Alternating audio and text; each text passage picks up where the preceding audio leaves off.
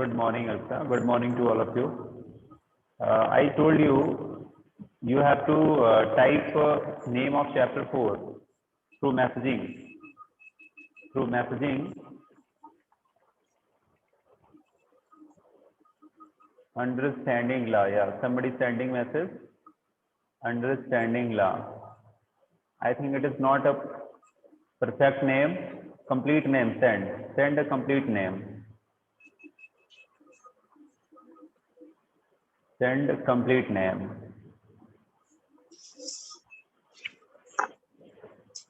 Chapter 4 जो आपका है उसका नेम क्या है वो आप सेंड करिए मुझे। अंडरस्टैंडिंग लॉ ही है। Ritesh Dwivedi standing understanding law. Okay Swati, इसके अलावा कुछ और नहीं दिया है।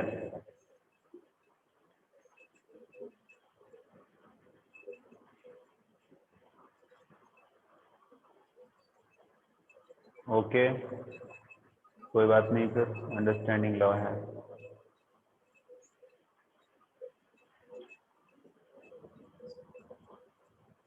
तो हम भी फिर नोट कर लेते हैं, है ना। Understanding law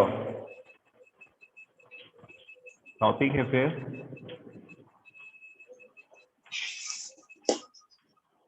understanding law. देखिए इन लास्ट वीडियो अगर हम बात करें, in last chapter we have understood about parliament and in the parliament, yes, okay Divyanshi, in a parliament we have understood how law make, है ना, कैसे law बनते हैं, या हमने सीधे सीधे तौर पर ये पढ़ा कि लॉ कहाँ बनते हैं, है ना, कहाँ बनते हैं कैसे बनते हैं, दोनों डिस्कस किया हुआ था। यहाँ पर टॉपिक क्या है हमारा, अंडरस्टैंडिंग लॉ है। लॉ को समझना है, लॉ को समझना है। लॉ मीन्स सीधे सीधे तौर पे मैंने आपको बताया हुआ था, लॉ मीन्स क्या होता है, कानून। क्या होता है, नियम कानून कानून बस होता है। लॉ मीन्स कानून। इंडियन क्या होता है, लॉ मीन्स कानून। ठीक है, काफी स्टूडेंट्स जुड़ गए हैं। कॉलिंग कर रहा हूं मैं। सौरभ, अमिता, आराध्या तिवारी, अर्पिता, दिव्यांशी, ज्ञानेन, कृति, नंदनी, नव्या, पीयूष सिंह, प्रज्वल द्विवेदी, प्रशंसा, राघव सोलंकी, रितेश द्विवेदी, शुभम पटेल, सूर्यांश मिश्रा, स्वर्णिमा चतुर्वेदी, स्वास्थ्य सुचान, स्वाति पटेल। हाँ प्रज्वल, प्रखर सिंह, इस तरह से काफी स्टूडेंट्स हैं और आई होप अब शायद अब नहीं जुड़ेंगे। देखिए कुछ बातें थी जो आप लोगों से मैं शेयर कर दूं। मीटिंग स्टार्ट होने के बाद आज से डिसाइड ये किया गया है मेरी तरफ से, बाकी टीचर्स क्या करते हैं क्या नहीं करते हैं मुझे उसके बारे में भी मालूम नहीं है, बट फ्रॉम माई साइड जो डिसाइड किया गया है वो आप लोग सुन लीजिए कि आफ्टर 2 मैक्सिमम 3 मिनट, ठीक है ना, मैक्सिमम 3 मिनट इनफ है।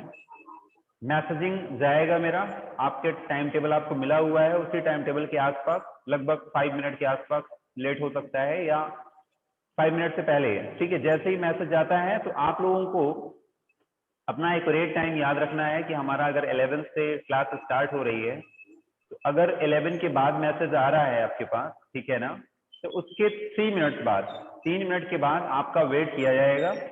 अगर आप ज्वाइन नहीं कर पाते हैं तो फिर आप लोग दोबारा ज्वाइन नहीं कर पाएंगे, ठीक है ना, आप लोग ज्वाइन नहीं कर पाएंगे, ठीक है।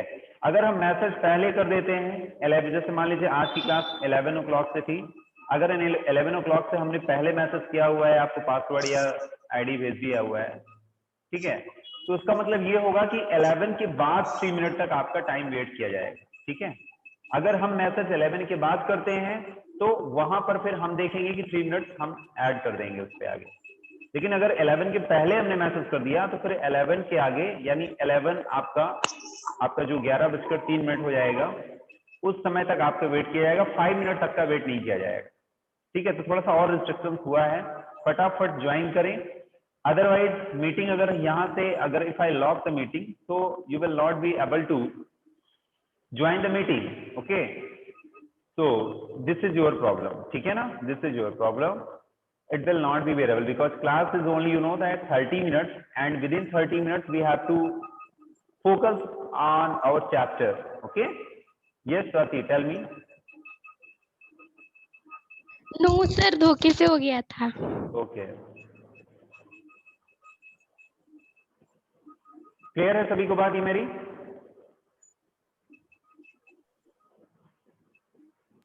Yes sir. Okay, fine fine. Sir network problem हो तो? नेटवर्क प्रॉब्लम का भी तो हम क्या कर सकते हैं, नेटवर्क प्रॉब्लम तो हमारी तरफ भी आ सकती है, किसी के स्टूडेंट्स की तरफ भी आ सकती है। तो अगर हम एक एक स्टूडेंट के नेटवर्क प्रॉब्लम को देखते रहेंगे तो क्लास हमारी हो गई ना, क्लास फिर हमारी हो गई। सभी के नेटवर्क की प्रॉब्लम, कोई कहेगा सर हमारे नेटवर्क की प्रॉब्लम हो गई, हमारे नेटवर्क प्रॉब्लम हो गई। तो कभी कभार नेटवर्क की प्रॉब्लम हो सकती है, डेली तो नहीं होगी, है ना, कभी कभार होगी, तो फिर आप लोग उसको बियर करिएगा। यस सर, कभी कभी। हाँ, कभी कभी होती है तो उसको Yes, बियर sir. करिएगा, पर्टिकुलर स्टूडेंट्स बियर करेंगे, उसको देखेंगे। एक स्टूडेंट्स के लिए क्लास हम वेट नहीं कर सकते ना बेटा, प्रॉब्लम ये है। तो ठीक है, स्टार्ट करते हैं and I am going to share, yes sir. है ना, स्क्रीन चैप्टर आपका जो आप लोगों के लिए है। समटाइम्स आई लुक यू, कुछ मैंने देखा है कि when I teach to you, है ना, फॉर शेयरिंग दिस चैप्टर, तो मोस्ट ऑफ द स्टूडेंट्स करते क्या है, वो इस पर ड्राइंग करना शुरू कर देते हैं, है ना, that will not be acceptable, but they do, करते हैं वो, है ना, आदत से मजबूर हैं और कर देते हैं। हालांकि अब नहीं कर पाएंगे, बट फिर भी यहाँ पर आप लोगों का जब आप करते हैं ना तो आपका नेम भी रिकॉर्ड हो जाता है, और जो आप लोग नेम चेंज करते हैं वो भी नहीं कर पाएंगे, कुछ स्टूडेंट्स ऐसे हैं, और ना ही करें इन सब चीज़ों को तो अच्छा है, पढ़ाई करिए। और मैंने कई बार आप लोगों से बोला है कि आपको जिसको ज्वाइन नहीं करना है वो ना ज्वाइन किया करे। अगर किसी को क्लास नहीं लेनी है पर्टिकुलर किसी सब्जेक्ट की भी, चाहे वह एसएसटी की हो, मैथ की हो या साइंस की हो, नहीं पढ़ना है तो आप लोग ज्वाइन मत किया करिए। लेकिन ज्वाइन करने के बाद डिस्टर्ब करना एक टीचर को, ये मार्केबल नहीं है, है ना, कितनी गलत बात है। आप अपने ही टीचर को जो मेहनत करके पढ़ा रहे हैं सारे स्टूडेंट्स को, आप खुद अच्छा योगदान अपना कंट्रीब्यूट नहीं कर रहे हो, साथ ही साथ डिस्टर्ब कर रहे हो, कितनी गलत बात है। आप लोग 8th में हो, आप अपने छोटे भाई बहनों को जो आपसे जूनियर है उनको आप क्या टीच करोगे, आप क्या मैसेज दोगे, है ना। तो अगर आप अपने पेरेंट्स के बहुत अच्छे बेटे हो, बेटी हो, है ना, डॉटर है, सन है, तो एक टीचर के भी अच्छे स्टूडेंट बनने की कोशिश करो, ना कि एक बुरे स्टूडेंट बनने की कोशिश करो, ठीक है। वो आपके लिए लाइफ में आगे काम ही आएगा, आपको नुकसान नहीं पहुंचाएगा, ठीक है। और ये मत सोचिए बिल्कुल भी कि हम नेम चेंज कर देते हैं, कुछ एक दो गड़बड़ कर देते हैं तो पता नहीं चलता है, सब पता चल जाता है, बट लीव किया जाता है, थोड़ा सा छोड़ा जाता है, ठीक है ना। तो मुझे कोई भी अगर प्रॉब्लम दिखेगी तो मैं सीधे सीधे यहाँ से रिमूव कर ही देता हूँ। और अब आप लोग ड्राइंग भी शायद नहीं कर पाएंगे, ठीक है, तो कोशिश करके आप लोग देख लीजिएगा, शायद नहीं हो पाएगा, ठीक है। बाकी स्टूडेंट्स मुझे पता है वो केवल पढ़ाई पर फोकस करते हैं और उनको इन सब चीज़ों से मतलब नहीं होता है। कुछ ही स्टूडेंट हैं, एक या दो, मुश्किल से एक या दो ही हैं, जिनकी वजह से पूरी क्लास डिस्टर्ब होती है ना। तो कोशिश करिए, मैं आप लोगों से एक्सपेक्ट नहीं करता हूँ कि आप लोग 8th में आकर अब ऐसा काम करें। आई होप मेरी बात सभी को समझ में आ रही होगी। आ रही है सभी को बात मेरी समझ में? Yes sir. Yes sir. Yes sir. तो आप सभी म्यूट कर ले, क्योंकि मैं अपनी तरफ से यहाँ म्यूट नहीं करना चाहता हूँ। आप सभी म्यूट कर ले, क्योंकि जिससे बीच में फिर मुझे डिस्टरबेंस ना हो, किसी घर से कोई आवाज आएगी तो प्रॉब्लम क्रिएट होगा। अभी एक स्टूडेंट देखिए एडमिट होना चाह रहे हैं, एक स्टूडेंट एडमिट होना चाह रहे हैं, बट उनका कोई नेम नहीं है यहाँ पर, है ना। तो ऐसे स्टूडेंट्स को भी एडमिट नहीं किया जाएगा, क्लास नेम से ही एंट्री किया करिए आप लोग, ठीक है। क्लियर हो रही है बात सभी को? Yes sir. Yes sir. देखेंगे अंडरस्टैंडिंग लॉज में यू देखिए इसमें दिया है सीधे सीधे, है ना। You may be familiar with some laws such as those that specify the age of marriage, the age at which a person can vote, and perhaps even the laws dealing with buying and selling of property. क्या है इस बात का मतलब, यहीं से हमें सब कुछ समझ में आ जाएगा। थोड़ा सा हम इंट्रोडक्टरी पार्ट भी पढ़ लेते हैं। इंट्रोडक्टरी पार्ट का मतलब यही होता है कि जिसकी वजह से आप समझ पाएंगे, आप ये समझने के लिए एबल हो पाएंगे कि हम पढ़ने क्या जा रहे हैं। सीधे सीधे दिया है कि आप बहुत सारे ऐसे कानूनों के बारे में पहले सुने होंगे, जैसे शादी की जो एज है कितनी होनी चाहिए, एक गर्ल की एक बॉयज की कितनी होनी चाहिए, इसके बारे में सभी लोग आप लोग जानते होंगे। मालूम है सभी को कि नहीं? Yes sir. Yes sir. Yes sir. Yes sir. Girl की एज कितनी होनी चाहिए? 18। बॉयज की 21। 21। बहुत अच्छा आंसर दिया आपने। 21। मैं कुछ स्टूडेंट्स को देख रहा हूँ बहुत अच्छा आंसर देने के बाद फिर से म्यूट कर ले रहे हैं। ऑन करते हैं फिर से म्यूट कर लेते हैं, अनम्यूट करते हैं फिर से म्यूट कर लेते हैं। बहुत अच्छी बात है ये। ऐसा नहीं कि आप लोग बोलने के बाद फिर भूल जाएं उसको म्यूट करना। तो ये एक बहुत अच्छी हैबिट आप लोगों के अंदर आ गई है, ठीक है। तो इस तरह से एक अच्छा मैसेज आप लोग दे रहे हैं मुझे, और जितना पूछ रहे हैं, जितना हम पूछते हैं केवल उतना ही आंसर देना है। ऐसा नहीं कि आपको बहुत कुछ मालूम है तो आप अपना बोले जा रहे हो, है ना। जितना पूछा है केवल उतना ही आंसर दिया जाता है। तो ये आप लोग को जो पता है कि जो शादी की जो एज है, मैरिज की जो एज है, द एज ऑफ मैरिज आपको पता है गर्ल्स बॉयज की, कि 18 गर्ल्स की और 21 बॉयज की होनी चाहिए, है ना। और आपको ये भी पता है the age at which a person can vote, ये कितनी एज होती है सभी लोग बताएं मुझे। द एज एट 18 ईयर्स, है ना। 18 years। 18 ईयर्स, हाँ 18 ईयर्स या 18 प्लस, दोनों बात सही है। दोनों ही बोलना चाहिए कि सर 18 ईयर्स के हो गए हैं या 18 ईयर्स से ऊपर भी हैं, तो वो सभी स्टूडेंट्स सभी जो पर्सन होंगे वो एडल्ट माने जाते हैं और एडल्ट ही वोट कर सकते हैं। हमने पढ़ा था यूनिवर्सल एडल्ट फ्रेंचाइज, क्लास 7 में पढ़ा था।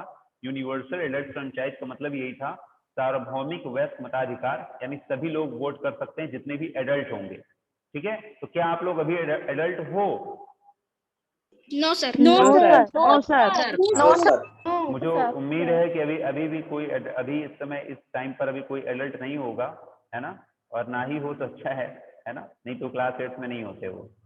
इसके बाद and perhaps even the law, फिर इसके बाद दिया है and perhaps even the law dealing with buying and selling of property. आपको ये भी मालूम होगा कुछ, ये सारी चीजें आपको नहीं मालूम होगा, लेकिन बुक वाला कह रहा है आपसे, एनसीईआरटी कहती है आपसे कि आपको ये चीज भी मालूम होगी कि कुछ लॉ कानून ऐसे होते हैं जब प्रॉपर्टी लेने के समय, प्रॉपर्टी देने के समय भी कुछ नियम कानून होते हैं।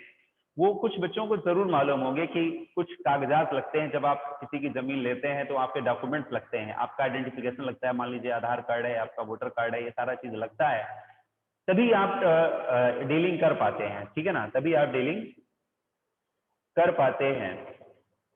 हाँ, बहुत सारे स्टूडेंट्स ने मैसेज भी किया हुआ है मुझे, ज्ञानेन का मैसेज है, आराध्या का मैसेज है, स्वाति का, है ना, काफी स्टूडेंट्स का मैसेज आया हुआ है। वेरी गुड, आप लोग भी देख पा रहे होंगे जब मैं आपका मैसेज देखता हूँ, है ना। इसके बाद देखिए आगे दिया है we now know that the parliament in charge of making law, और हमने पढ़ रखा है जस्ट पिछला चैप्टर, इसीलिए हमने पढ़ा था कि वी नाउ, अब हम जानते हैं कि know that parliament in charge of making law, इस लॉ को बनाने का जो चार्ज है वो किसके पास है? पार्लियामेंट के पास ही है। इसका मतलब ये साबित हो चुका है कि ऊपर चाहे एज ऑफ मैरिज का एक्ट हो, यानी एज ऑफ मैरिज की बात करें, या the age at which person can vote की बात करें, या इस प्रॉपर्टी डीलिंग के बने हुए कानूनों की बात करें, इन तीनों ही कानूनों में किसने कानून बनाया होगा? पार्लियामेंट ने कानून बनाया होगा। किसने बनाया होगा? पार्लियामेंट ने ही कानून बनाया होगा। अब आपको कुछ ये भी पता चल रहा है, आपसे कोई एग्जाम्पल अगर कोई पूछे कि पार्लियामेंट ने, अच्छा बताओ अब तक क्या क्या कानून बनाए, क्या क्या लॉ बनाए हैं, तो आप ये सारा नाम भी आप बता सकते हैं, ये सारे नेम भी आप बता सकते हैं कि जैसे द एज ऑफ मैरिज हो गया, है ना, the age at which a person can vote, second point ये हो गया, थर्ड नंबर में आप ये बता सकते हैं, और फोर्थ नंबर जो इंपॉर्टेंट होगा वो आपके चैप्टर में है, उसको हम लोग पढ़ेंगे, ठीक है ना। चैप्टर का नाम है हमारा अंडरस्टैंडिंग लॉ। हम लॉ को ही समझने जा रहे हैं कि आखिर कोई बात है तो कोई बात होगी, वो प्रॉब्लम का विषय बनता होगा, समस्या बनती होगी, समझने वाली बात है, थोड़ा ध्यान से समझिएगा। ये लॉ हम सीधे कह देते हैं, लॉ मतलब होता है कानून, ये कानून का मतलब आया कहां से? ये आया आप लोगों के बीच से ही आया हुआ है। जैसे कोई कम्युनिटी है, कोई लोगों का समुदाय है, कोई जगह है, वहां पर कोई प्रॉब्लम क्रिएट हुई, समझिएगा, मैं थोड़ा आगे का आपको बता दे रहा हूं कि आगे हम क्या पढ़ने वाले हैं।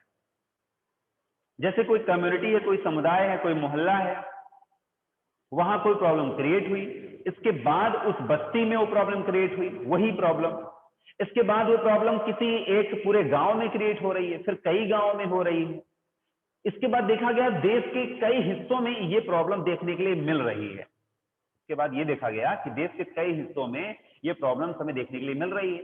तो जब लोगों के बीच में ये समस्याएं पैदा होती हैं, तो जो पार्लियामेंट होती है, पार्लियामेंट के मेंबर होते हैं, उनका ये दायित्व है, उनकी लायबिलिटी होती है, उनका ये दायित्व है कि वो क्या करते हैं। जब पार्लियामेंट अपने सेशन में नहीं होती ना, पार्लियामेंट अपने सेशन में जब नहीं होती है, पार्लियामेंट का सेशन भी होता है बेटा, पार्लियामेंट के 3 सेशन होते हैं, है ना, पार्लियामेंट के 3 सेशन होते हैं आपके।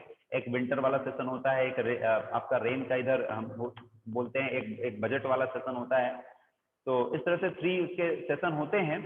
तो जब सेशन में नहीं होती तो 1 या 2 महीने का जो टाइम मिलता है, इस समय जो पार्लियामेंट के मेंबर होते हैं ना, वो अपने अपने जो कॉन्स्टिट्यूंसी एरिया होता है, अपना अपना जो कॉन्स्टिट्यूंसी एरिया मतलब निर्वाचन क्षेत्र होता है, जहां के वो सांसद होते हैं, मेंबर होते हैं, वो अपने एरिया में घूमते हैं, लोगों से मिलते हैं, समझते हैं कि देश में क्या समस्या चल रही है, तभी ना पार्लियामेंट के मेंबर को पता चल रही है। भाई पार्लियामेंट में कोई बात कैसे पहुंचती है? लोगों के माध्यम से पहुंचेगी। कौन पहुंचाएगा? आपका जो एमपी है, आपके क्षेत्र का जो सांसद है, मेंबर ऑफ पार्लियामेंट है, जिसको हम एमपी बोल रहे हैं, वही ना पहुंचाएगा पार्लियामेंट में, अपनी बात कहेगा।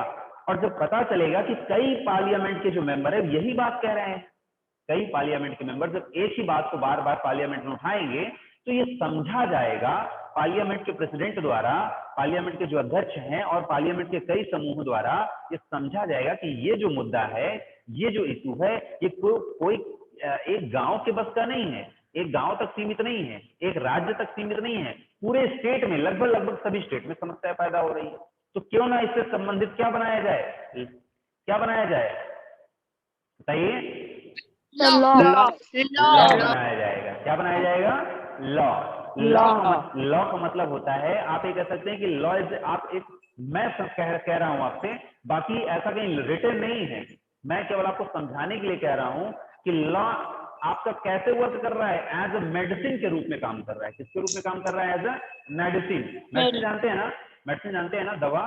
आप जो टैबलेट लेते हैं, जैसे कोई बीमारी हुई तो आप उससे रिलेटेड जो दवा खा लेते हैं तो आप सही हो जाते हैं। तो जब हमारे देश में कोई बीमारी है, बीमारी का मतलब कोई समस्या पैदा हो रही है, लोगों को उससे समस्या हो रही है, तो गवर्नमेंट क्या करेगी? उसको समाप्त करने के लिए, उसको फिनिश करने के लिए कोई दवा यानी कि लॉ को लाएगी, है ना, कानून को लाएगी, जिससे वो बीमारी, वो जो समस्या है हमारे देश में, वो क्या हो जाए? ठीक हो जाए।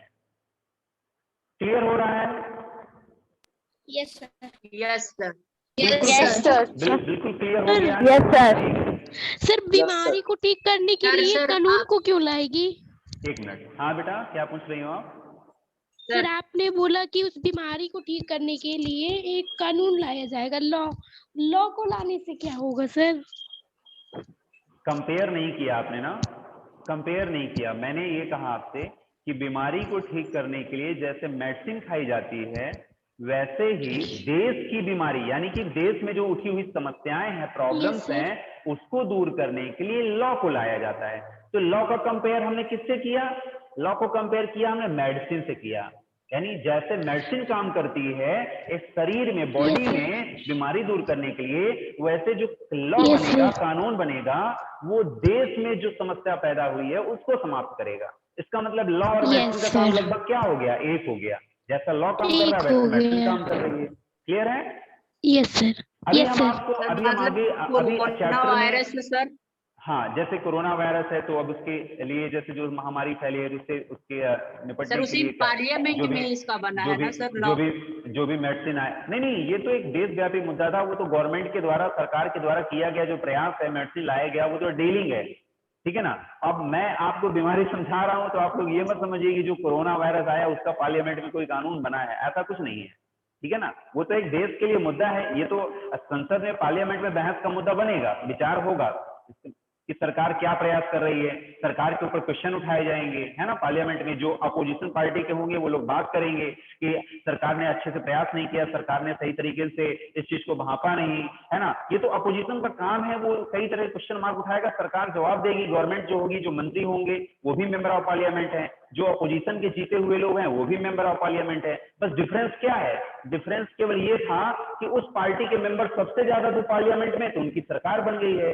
इस जो अपोजिशन में बैठे हुए हैं छोटे छोटे टुकड़ों में, इनकी पार्टी के मेंबर ऑफ पार्लियामेंट ज्यादा नहीं थे, इसलिए अपोजिशन में बैठे हुए, विपक्ष में। तो धर्म किसका है, इनका धर्म है क्वेश्चन पूछना, और इनका धर्म यानी जो सरकार है, जो गवर्नमेंट में है, जो एमपी हैं, इनका जो धर्म है, जो लायबिलिटी है इनकी, वो क्या है, उत्तर देना। ये क्वेश्चन नहीं पूछ सकते हैं, सरकार क्वेश्चन नहीं पूछेगी, सरकार का काम है केवल आंसर देना, आंसरेबल होती है सरकार, याद रखिए गवर्नमेंट। तो ये मुद्दा कोरोना वायरस का जो आपका देश में समस्या, लोग जो किस प्रकार से मरे, सरकार ने क्या क्या काम किया, सरकार पार्लियामेंट में बताएगी कि हमने इस देश के लिए क्या क्या काम किया, हमने किस तरह से इस बीमारी के रोकथाम के लिए कुछ काम किया है, और जहां जहां पर काम नहीं किया है वहां पर अपोजिशन जो पार्टी होगी वो क्वेश्चन उठाएगी, मार उठाएगी। तो ये बहस चलती है, लेकिन दवा बनाने का काम ये सब पार्लियामेंट में नहीं होगा, ठीक है।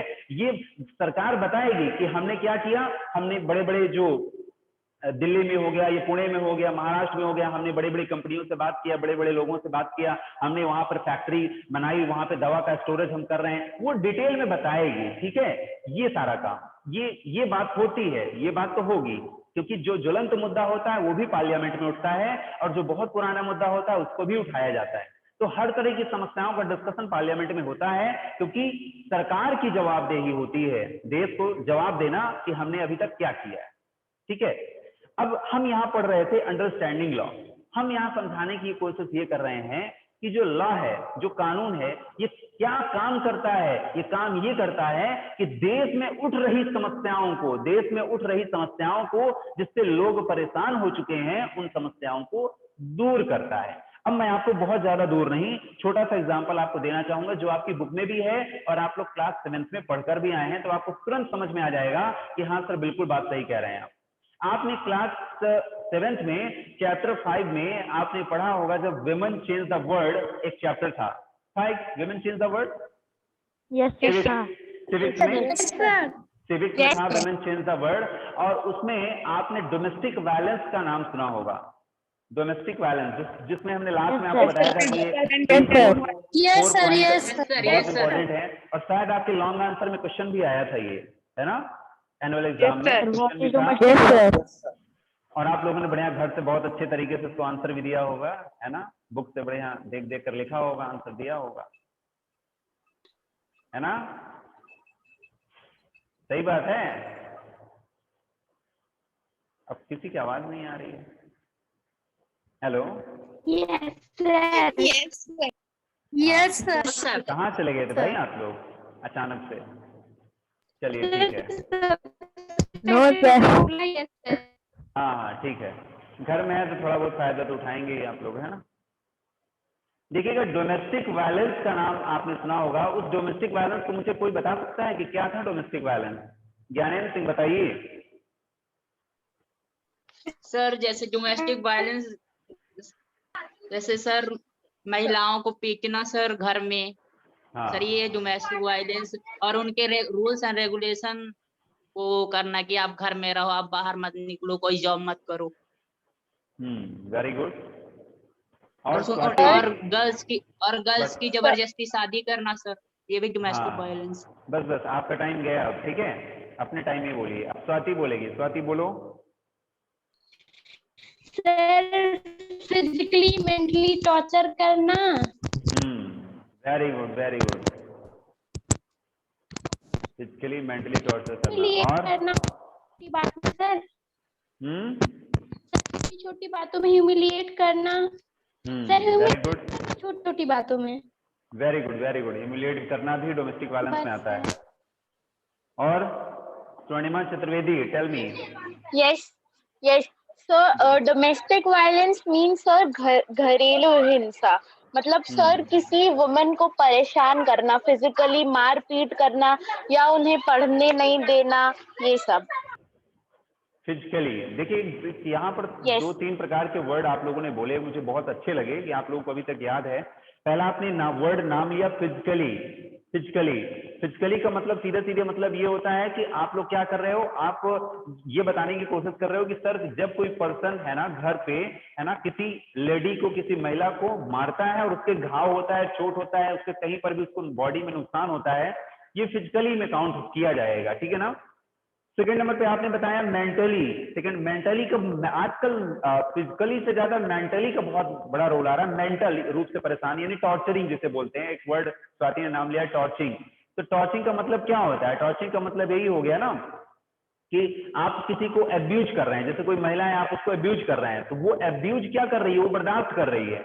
वो इस वजह से बर्दाश्त कर रही है कि ये हमारे घर के मुख्य सदस्य हैं, हस्बैंड हैं, या हमारे घर के जो सबसे सीनियर हैं, हमारे फादर इन लॉ हैं, या और भी व्यक्ति हैं, तो उनको वो इस रिस्पेक्ट की वजह से या और किसी कारण की वजह से, अपनी मजबूरी की वजह से वो उसको सह रही है, डियर कर रही है। लेकिन कहीं ना कहीं अगर उसको एब्यूज किया गया है तो उसके दिमाग में कहीं ना कहीं एक क्लिक करेगा कि मैं जो मेरा जो लेवल है वो पहले कैसा था और अब मेरा लेवल कैसा है, और उस बात को सोच सोच कर वो मेंटली ही धीरे धीरे प्रताड़ित होती रहती है, जिसका कभी कभी खामियाजा भी उसको भुगतना पड़ता है, शारीरिक नुकसान भी होता है। इसलिए क्योंकि आपको पता होगा कि मेंटली रूप से स्वस्थ होना बहुत जरूरी होता है। जो लोग दिमाग से स्वस्थ होते हैं, फ्री होते हैं ना, तो उनको जल्दी कोई बीमारी भी नहीं होती है। और अगर कोई दिमाग से ही कमजोर है या परेशान है, उसको बहुत ज्यादा थॉट्स आ रहे हैं, दिमाग में इधर उधर की बातें सोच रहा है, तो ज्यादा सोचने से भी प्रॉब्लम क्रिएट होती हैं। इसलिए फ्री होकर रहना चाहिए, ठीक है, ये क्लियर हो रहा है, ये बात क्लियर है। तो मेंटली वाला जो रोल है वो ज्यादातर बड़े पैमाने पर है, और फिजिकली भी हमें कहीं कहीं पर देखने के लिए मिलता है कि जब मेंटली का जो रोल है वो एक सीमा को लांघ जाता है, तो फिजिकली में भी कहीं कहीं हमें वारदातें देखने के लिए मिल जाती हैं। और इसके अलावा भी बहुत सारी चीजें हमें देखने के लिए मिली थी। तो हमने डोमेस्टिक वायलेंस बहुत अच्छे से वहां थोड़ा सा समझा था, उसका बहुत अच्छा डिटेल आपके चैप्टर 4 में दिया है। तो आज आपका जो होमवर्क होगा, आज आपका जो होमवर्क है वो यही है कि आप लोग इस चैप्टर में वो पार्ट ढूंढ कर पढ़ेंगे जहां पर मैं ये डोमेस्टिक वायलेंस बता रहा हूं। मैं आप लोगों को बताने की कोशिश करूंगा कि देखिए अभी आप इसे छोड़ दीजिएगा, ठीक है ना, इसे मैं बता दूंगा, और अगर आप लोगों को पढ़ना है तो आप लोग एक बार इसको पढ़ लीजिएगा, ठीक है। ये चीज हम बताएंगे आपको। यहाँ पर डोमेस्टिक वायलेंस Sir, I आपको have a question. आपको डोमेस्टिक वायलेंस नहीं मिलेगा। 1 मिनट बेटा। इसके बाद ये स्टोरी पढ़िएगा आप, ठीक है ना। ये जो यहाँ से दी है ना, अक्टूबर 2006, ये स्टोरी आप लोग जरूर पढ़िएगा। और इससे पहले आप लोग यहाँ से पढ़िएगा, how do new law comes about, कैसे कोई नया लॉ आता है। तो आप लोगों को जो मैंने अभी बताया वो यहाँ से है। Let us read about the following story. यहाँ से इस स्टोरी को आप लोग पढ़ेंगे। सभी लोग देख पा रहे हैं कि नहीं, पहले बताएं मुझे। Yes, sir. Yes, sir. यहाँ से आप स्टार्ट करेंगे, और आपका जो डोमेस्टिक वायलेंस का आंसर है ना वो बेटा करेक्टली यहीं पर दिया हुआ है। अगर आपके एग्जाम में भी क्वेश्चन आता है ना कि व्हाट इज डोमेस्टिक वायलेंस क्या है, तो आप लोग सीधे सीधे ये वाला आंसर कर सकते हैं। ये परफेक्ट आंसर ही दिया हुआ है। क्लियर है? अब किसी को बताने की जरूरत तो नहीं है। No, sir. डोमेस्टिक क्वेश्चन पूछा जाएगा एक्सप्लेन अबाउट डोमेस्टिक वायलेंस, तो आप लोग सबसे पहले ये लाइन जरूर एक्सप्लेन करेंगे, ठीक है ना। ये जो हाईलाइटेड है पहले से ही बुक में, ठीक है। और सर हमारी बुक में नहीं है सर। ये जरूर दिया होगा। Domestic violence generally refers to injury और हार्म, थ्रेट सर ऑफ पुरानी बुक में नहीं है। आपकी बुक में नहीं है तो फिर आप लोग उसको नेट से अवेलेबल करिए, उसको देखिए, ठीक है। या तो न्यू बुक ले लीजिए। पुरानी बुक्स अगर जिनके पास बहुत पुरानी बुक है वो न्यू बुक है। और इसके बाद फिर आप ये स्टोरी पढ़ना शुरू करिए, ठीक है। इस स्टोरी को जरूर पढ़िएगा। ये मैं आप लोगों के लिए होमवर्क दे रहा हूँ।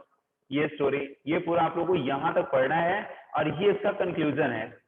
ये इसका कंक्लूजन है जो यहाँ पे दिया गया है। ये इसका कंक्लूजन है। क्लास में फाइनली हमें सफलता क्या मिलती है, वो यहाँ पर हमें सक्सेस जो मिलती है वो यहाँ दिया हुआ है। क्लियर है? ठीक है। तो इस तरह से ये आपका होमवर्क है। आप लोग इसके पूरा ये यहाँ तक लास्ट में ये यहाँ तक पढ़ेंगे, बराबरी के रिश्ते हिंसा से मुक्त। यहाँ तक आप लोगों को होमवर्क पढ़ना है। बाकी आप लोग छोड़ दीजिएगा। कल इसके बाद मैं भी इसके बारे में थोड़ा डिस्कस करूंगा आपसे, बट पहले आप लोग थोड़ा सा इसके बारे में देखेंगे। मुझे उम्मीद है कि बहुत सारे लोगों को पहली बार पढ़ने में समझ में आ जाएगा। अगर एक बार पढ़ने में समझ नहीं आया तो कम से कम 2 से 3 टाइम्स रीड करेंगे ना कुछ बातें जरूर समझ में आएंगी, ठीक है।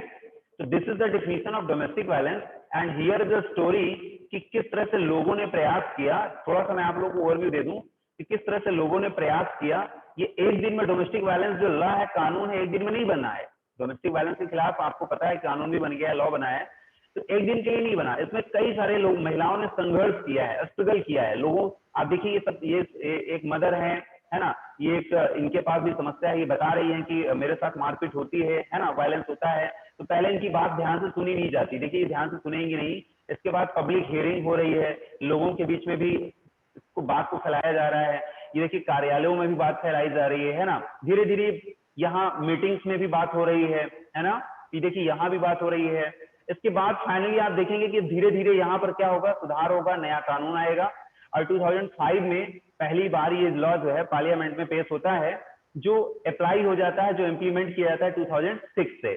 ठीक है, तो ये पूरा इंटरेस्टिंग चैप्टर है आपके लिए, और आपको इस चैप्टर से ये समझ में आएगा कि जो हमारा चैप्टर है अंडरस्टैंडिंग लॉ, उसको समझिएगा कि लॉ कैसे बनता है। मैंने बताया लॉ के बारे में एज ए मेडिसिन के रूप में। अचानक से लॉ नहीं बनता है, पहले देश में धीरे धीरे प्रॉब्लम शुरू होती है, लोगों के बीच में ज्यादा बहस शुरू होती है, वही प्रॉब्लम मेंबर ऑफ जो पार्लियामेंट होते हैं उसको सुनते हैं, समझते हैं, और फिर उस बात को वहां तक रखते हैं। लोगों के द्वारा जन आंदोलन किया जाता है। धीरे धीरे जब समस्या बढ़ जाती है, उसी को क्या किया जाता है, लॉ के रूप में हम लोग सामने लेकर आते हैं। ठीक है ना, तो ये सारा ट्रैवलिंग है, इसको आप लोग देखेंगे, और हम लोग नेक्स्ट डे मिलते हैं फिर इसी चैप्टर के साथ। ओके, हाँ, क्वेश्चन किसके दिमाग में था? क्वेश्चन पूछिए, क्या पूछना था क्वेश्चन तुम्हें? सर दहेज प्रथा उसमें आता है सर, डाउरी, हाँ, डोमेस्टिक वायलेंस में। हाँ बिल्कुल, वो भी डोमेस्टिक वायलेंस में ही आएगा। हालांकि उसके लिए अलग से एक्ट बना हुआ है, नियम बना हुआ है, उसके लिए अलग से भी बना हुआ है। हाँ, उसके लिए अलग से भी कानून बना हुआ है। और बताइए सर अभी भी बहुत से गांव में लोग दहेज लेते हैं, तो वो लोग पुलिस के पास क्यों नहीं जाते हैं? और बहुत से औरतों पर डोमेस्टिक वायलेंस अभी भी होता है, तो वो लोग पुलिस के पास जाना चाहिए ना? क्यों नहीं है? बिल्कुल, मतलब अब उनको ये कि पुलिस उनकी मदद नहीं करेगी। ऐसा नहीं है। उसके लिए कल हम लोग बात करते हैं, डिस्कशन करते हैं, ठीक है ना? टाइम हमारे पास 1 मिनट है। उसके लिए बस आप इतना समझ लीजिए कि लोगों की जो अज्ञानता है, बस इसी वजह से वो नहीं जाते हैं। पहले से ही अपने दिमाग में बहुत कुछ सोच लेते हैं कि पुलिस हमारी बात सुनेगी नहीं, बहुत सारी बातें ऐसी दिमाग में सोच लेते हैं, जिसकी वजह से वो रुक जाते हैं, जो कि बहुत ही गलत है। सबसे बड़ा आप समझिए कि डेमोक्रेटिक कंट्री में हमारे पास क्या होना चाहिए, कई लोगों का सपोर्ट होना चाहिए, है ना? हमें समूह बनाना चाहिए, हमें कई लोगों से डिस्कशन करना चाहिए, और फिर वहां जाना चाहिए, ठीक है? तब हमारी बात जरूर सुनी जाएगी।